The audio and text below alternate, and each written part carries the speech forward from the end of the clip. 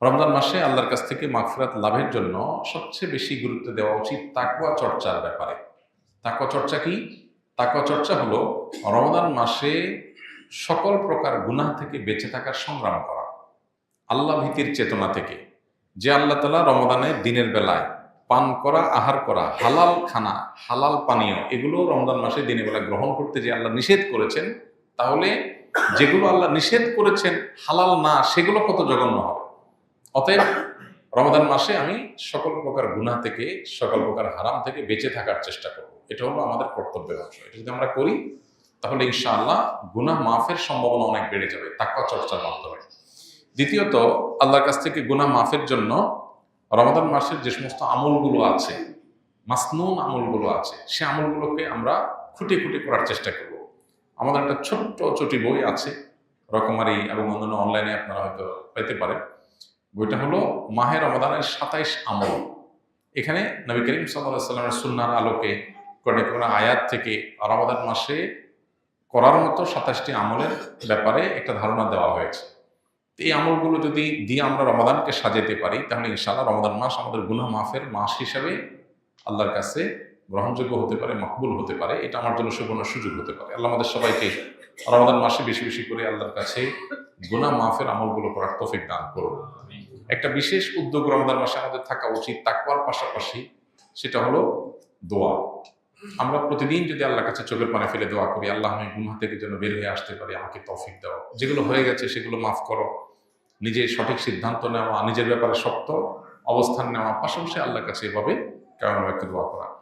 এর মাধ্যমে ইনশাআল্লাহ আমরা গুনাহ মাফের দিকে যেতে পারি, দান করার মাধ্যমে আল্লাহ সন্তুষ্টি পেতে পারি। এর সাথে সামনের ভিতরে এগুলো সবই আছে। আমি সৌদি দাম্মাম শহরে ছিলাম, দাওয়া সেন্টারে ক্লাস করেছি। হাদিসের দলিলে রহি আছে, বুকে হাত বাঁধা রফে আদায় করাতে আমাদের ইমাম কয়েকজন মুসলিমদের উপর ক্ষিপ্ত, আমাদেরকে গাদা গর্দব ইত্যাদি বলে বেড়াইতেছে। সে বলতেছে, নামাজ পড়লে আমার মতো করে পড়তে হবে, না হয় আপনারা আলাদা মসজিদ বানিয়ে নেন। আমি কোনটা করব, সহি কোনটা বললে উপকৃত হব। ভাই, প্রথম কথা হলো যে এই বিষয়ে আমরা এর আগে বারবার বলেছি, কোনো ব্যক্তি যদি রফে আদায় করেন তাতে তো আশপাশের মুসল্লিদের ডিস্টার্ব হয় না। এক্ষেত্রে অন্যান্য যে সমস্ত ইমাম হন, মুসল্লি হন, ফেকে হানাফি যেটা দেশে প্রচলিত সেটার যারা ফলোয়ার, তারা এটাকে ডিসকারেজ করা এই লেভেলে যে না হলে অন্য মসজিদে চলে যান, এটা অবশ্যই গর্হিত এবং অন্যায় কাজ। যদি কোনো ইমাম এটা করে থাকেন, তিনি এটা ভুল করছেন। কোনো মুসলিম, কোনো মুসল্লি তাকে তিনি ভিন্ন কোনো মতের উপর আমল করছেন, এর জন্য মসজিদ থেকে বের করে দিতে হবে, এটা ইসলামের শিক্ষা না। এতটুকু সহনশীলতা আমাদের থাকা উচিত। সাহাবায়ে কেরাম রিদওয়ানুল্লাহি আজমাইন, তাদের মধ্যে একাধিক আমল প্রচলিত ছিল, একাধিক মত প্রচলিত ছিল, কিন্তু কেউ কাউকে মসজিদ থেকে এটার কারণে বের করে দেননি। ইমানদারের মধ্যে এতটুকু সহনশীলতা থাকতে হবে। সেই সাথে আপনার উদ্দেশ্যে আমার নাসিহা থাকবে, আমাদের অনেক ভাই ব্রাদার আছেন যারা ভিন্ন কোনো মত এর অনুসরণ করে তিনি বিপরীত মতকে ডিসকারেজ করার পেছনে লেগে যান, ফতোয়া দেওয়া শুরু করে দেন, এটা সঠিক নাই, এটা আয়াতে নাই, এটা হাদিসে নাই। এই জিনিসগুলো আপনার কাজ না, এগুলো আলেমদের কাজ। যেগুলো আলেমদের কাজ, গবেষকদের কাজ, একাডেমিশিয়ানদের কাজ, সেগুলো তাদের কাজ তাদেরকে করতে দেন। এখন আপনি সাধারণ মানুষ হয়ে নিজে আমল করছেন, যদি আপনি আলেমের ভুল ধরা শুরু করে দেন, ভুল ধরা বলতে কোরআন হাদিসের, আপনি যেমন এখানে বললেন যে সহিহ হাদিসে আছে, কোনটা না আছে, আপনি এই ডিবেট বিতর্কে যায়েন না। এগুলো গেলে নিজের ইমান আমল নষ্ট হয়।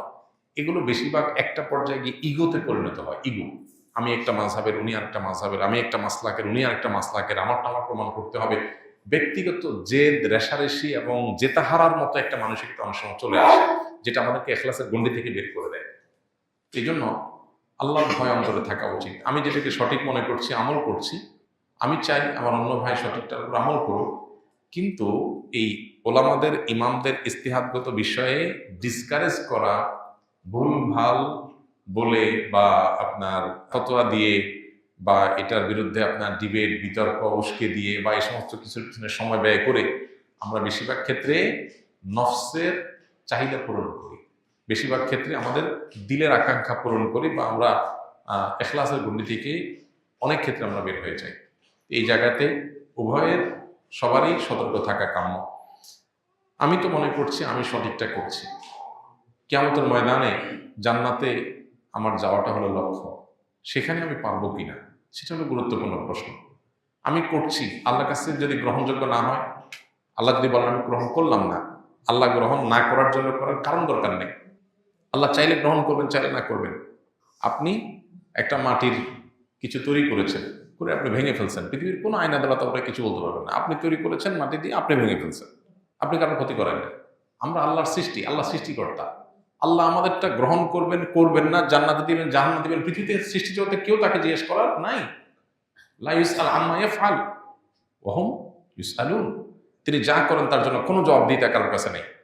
তাহলে আমার তো দিল থাকবে ভয় যে আমি কিয়ামতের ময়দানে আমার অবস্থা কি হবে। এখন আমি যদি সব বাতিলের খাতায় দিই, ফতোয়া দিতে থাকি, আর নিজেরা মনে করি আমি একেবারে জান্নাতি হয়ে গেলাম, এটা উচিত না। আবার অপর দিক থেকে যেটা বললাম, গ্লোবালাইজেশনের এই যুগে সারা পৃথিবীতে মানুষ ছড়িয়ে ছিটিয়ে আছে।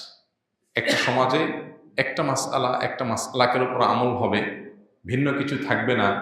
এটা এই বাস্তবতায় অন্তত, যেখানে যোগাযোগ ব্যবস্থা উন্নত হয়েছে, এক এলাকার মানুষ আরেক এলাকা যায়, আরেক এলাকা থেকে আরেকটা মাসলাক, মানহাজ, মাযহাব এগুলোর সাথে পরিচিত হয়, এগুলো থেকে এক একজন এক একটা মত পথে যাওয়ার মতো রাস্তা তৈরি হয়। এই বাস্তবতাকে সামনে রেখে আমি আমার মসজিদে বা আমার এলাকাতে এটাই শুধু চাই, এর বাইরে আর কিছু চাই না, এটা অবাস্তব। আর বিশেষ করে মুসলমান আখলাক সুলভ না, অন্তত আমরা যার যার মতকে সঠিক মনে করি, সেটাকে আমল করব। এবং এটার পক্ষে প্রয়োজনীয় আপনার শর্ত শারায়েত মেনে উসুল, মূলনীতি, প্রিন্সিপাল লক্ষ্য করে দাওয়াতও দিতে পারি, দেব।